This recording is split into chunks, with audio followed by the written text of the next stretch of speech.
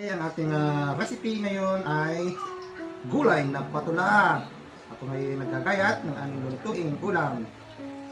Itong patula ay masarap po. Ito matamis-tamis dahil yung sabaw. Wow, sarap. Lalawakan ko namin ito ng ritong isda.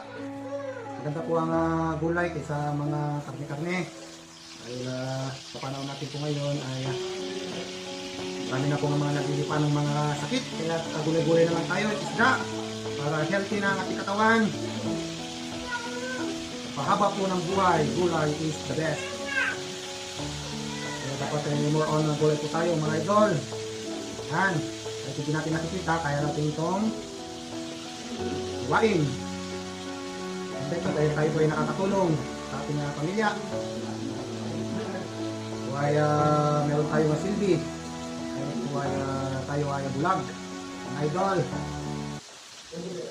Para po mag-subscribe po kayo sa aking channel bilang tulong po sa akin at sa aking pamilya. Maraming salamat po.